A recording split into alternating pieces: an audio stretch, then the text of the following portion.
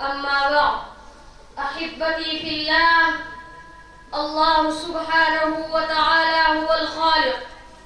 ليس أحد أن يخلق شيئا صغيرا أو كبيرا، كما قال سبحانه وتعالى: لن يخلقوا ذبابا ولو اجتمعوا له، خلق السماوات والأرض، خلق الشمس والقمر، خلق الجبال والأنهار، خلق الليل والنهار، خلق الفرح والحزن، المسيطر على هؤلاء الأشياء الله سبحانه وتعالى، كما قال تبارك وتعالى: ولا يؤوده حفظهما وهو العلي العظيم.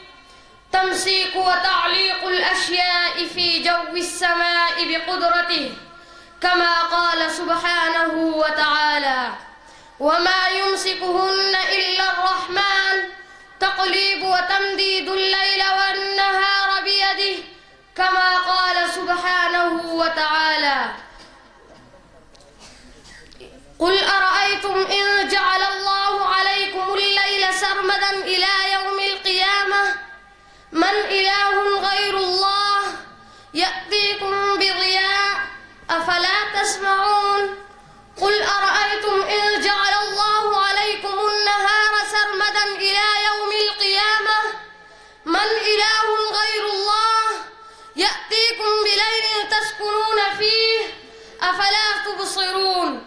الله سبحانه وتعالى ينزل المطر من السماء، كما قال سبحانه وتعالى: أفرأيتم الماء الذي تشربون أأنتم أنزلتموه من المزن أم نحن المنزلون.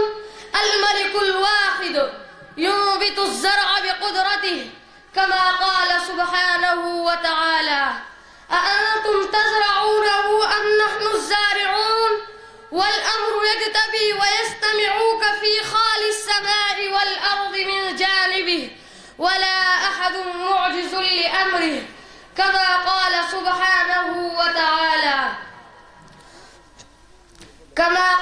سبحانه وتعالى: وما أنتم بمعجزين في الأرض ولا في السماء، وهكذا هو ملك في الدنيا وفي الآخرة، كما قال سبحانه وتعالى: هو يفصل بينهم يوم القيامة، الفلاح والفوز فقط بامتثال أمره واتباع النبي صلى الله عليه وسلم. اللهم وفقنا، آمين يا رب العالمين، والسلام.